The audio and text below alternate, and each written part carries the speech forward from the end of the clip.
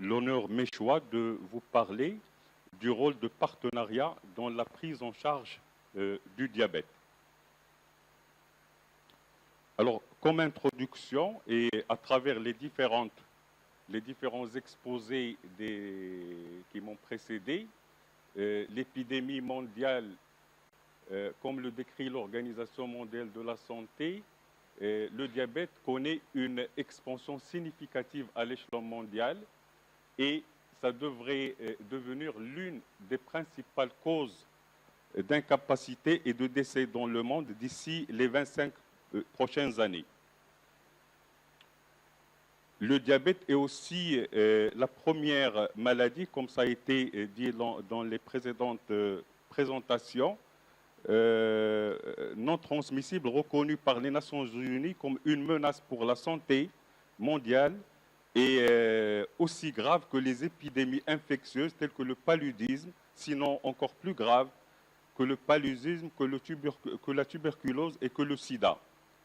Et ça fait partie de la résolution 61 sur 225 adoptée en novembre 2007 aux Nations Unies. Cette résolution a donné au diabète une opportunité d'être inscrit parmi les priorités des gouvernements et des décideurs en matière de santé.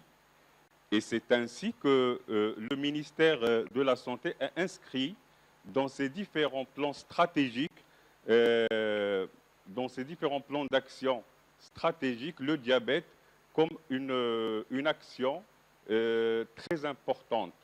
Et c'est pour ça que dans le dernier plan d'action de la santé 2012-2016, la prévention et le contrôle du diabète ont été inscrits comme prioritaires et ça a été décliné dans la stratégie sous forme d'un certain nombre d'axes qui sont le renforcement de la surveillance épidémiologique du diabète, la lutte contre le diabète par le renforcement et la mise en œuvre de programmes sanitaires axés sur la prévention des facteurs de risque, la promotion du mode de vie sain, le diagnostic clinique et biologique et la prise en charge correcte des maladies.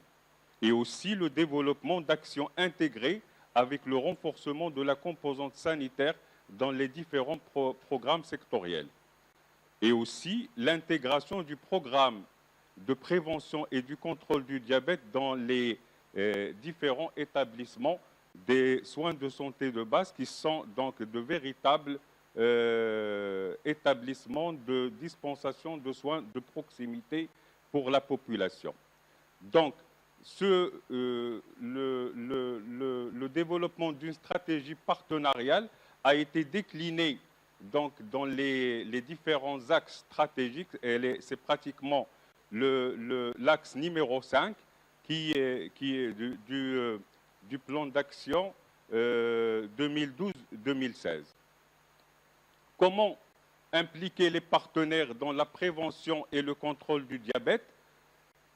Pour répondre à cette question, il fallait identifier tout d'abord les différents partenaires existants ou potentiels et déterminer leur mission dans la prise en charge du diabète. Et aussi identifier les déterminants de la prise en charge adéquate du diabète et de ses complications et les facteurs qui nécessitent l'implication de plusieurs secteurs concernés par cette problématique, notamment les partenaires traditionnels qui sont du ministère de la Santé, qui sont le ministère de l'Éducation nationale, en mettant en place des programmes d'éducation sanitaire au profit des élèves, mais aussi des activités sportives et de mode de vie sain au profit des écoliers. Le ministère des Affaires des Habous et des Affaires islamiques, là aussi parce que nous avons depuis quelques années le Morshidat, c'est des femmes qui sont formées et qui peuvent donc véhiculer un certain nombre de messages sociaux, éducatifs et qui sont très écoutés. par la population et aussi par les prêches et les sermons du vendredi où on peut, grâce à la collaboration avec le ministère des Habous, véhiculer un certain nombre de messages. Aussi avec le ministère de la jeunesse et du sport, parce qu'à ce niveau-là aussi, on peut développer des programmes et des activités physiques au profit des enfants et des jeunes. Mais aussi le secteur privé, et vous avez eu un certain nombre d'exemples dans les présentations précédentes. La société civile aussi est un axe incontournable comme partenaire pour faire face au diabète. La société civile, les collectivités locales, les ONG et bien sûr les masses médias. Et il faut aussi travailler sur le plaidoyer auprès des différents partenaires pour bénéficier de leur appui. Et pour cela, il y a tout un travail qui est fait au niveau du ministère de la Santé pour développer des mécanismes appropriés à tous les niveaux pour faire le plaidoyer auprès des bailleurs de fonds et pour mobiliser les décideurs politiques et les différents acteurs de la société, tels que les secteurs publics, privés, la société civile, les ONG, aussi bien locales qu'internationales. Et bien sûr, avoir aussi, à travers ce plaidoyer, une opportunité de mobilisation de ressources financières qui est une composante indispensable à la réussite et à la pérennisation des actions entreprises. L'INDH, l'initiative nationale de développement humain qui a été lancée par notre Auguste III il y a pratiquement 11 années, est aussi pour nous une opportunité de mobiliser des ressources additionnelles pour faire face au diabète et pour mettre en place des actions de prévention et de prise en charge du diabète, parce que l'INDH, dans l'axe transversal, elle peut financer des projets au profit d'un certain nombre de maladies de longue durée, dont le diabète. Et c'est dans ce sens que nous avons pu, au niveau du ministère de la Santé, construire un certain nombre de centres qu'a qualifié tout à l'heure Mme Mouzouni de centres de deuxième niveau.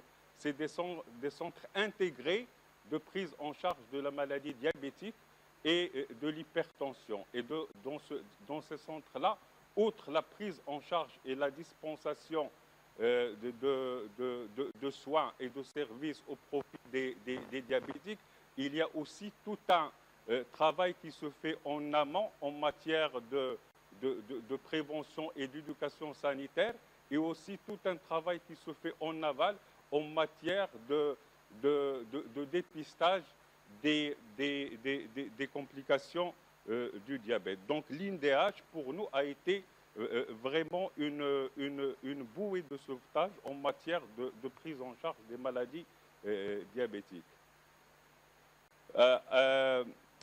Bien sûr, la société civile, à travers le nombre maintenant actuel d'associations qui travaillent dans le domaine du diabète, joue un rôle prépondérant.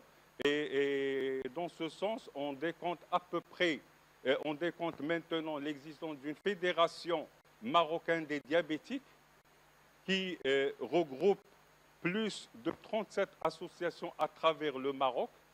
On dénombre aussi l'existence d'une quinzaine d'autres associations des diabétiques qui ne font pas encore partie de la fédération, mais qui travaillent dans ce domaine, dont principalement l'association SOS Diabète. Ce chiffre sera appelé à augmenter vu la prévalence du diabète qui ne cesse d'accroître et vu l'intérêt grandissant de la société civile vis-à-vis de la maladie diabétique.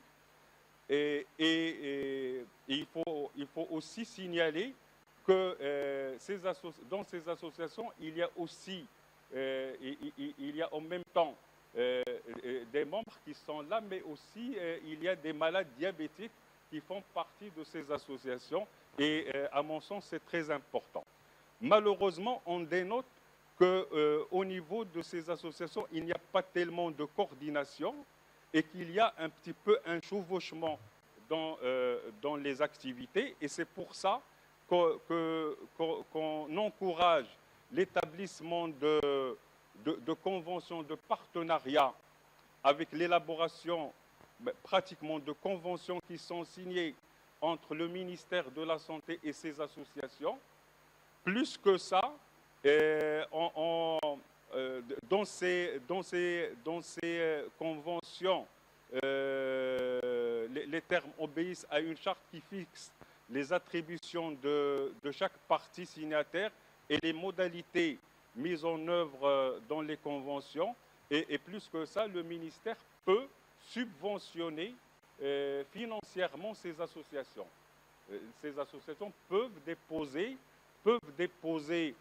au niveau du ministère de la Santé une demande de subvention en formulant un projet qu'ils veulent mettre au point.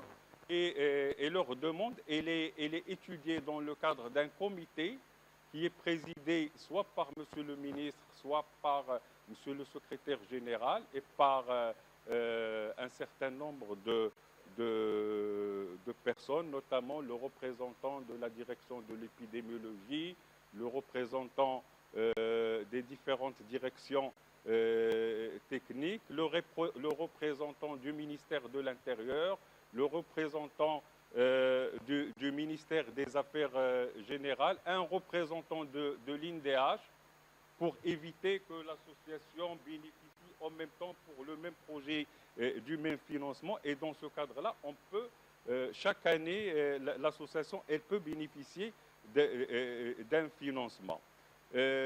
Enfin, le diabète étant une maladie chronique, il nécessite une grande synergie entre les actions multisectorielles, et c'est pour ça qu'on privilégie les conventions dans le cadre d'un partenariat d'action où chacun des acteurs aura un rôle bien défini à jouer pour qu'il n'y ait pas de chevauchement et pour qu'il n'y ait pas une redondance dans les actions. Enfin, pour terminer, nous avons au niveau du ministère un comité de suivi et d'évaluation. C'est un comité multidisciplinaire, multisectoriel, qui assure le suivi de la mise en œuvre des termes de ces conventions signées et moyennant un tableau de bord où il y a des indicateurs d'évaluation et de suivi et avec un échéancier des activités programmées pour évaluer un petit peu les actions et pour avoir un état des lieux qui répond parfaitement à la réalité. Et je vous remercie.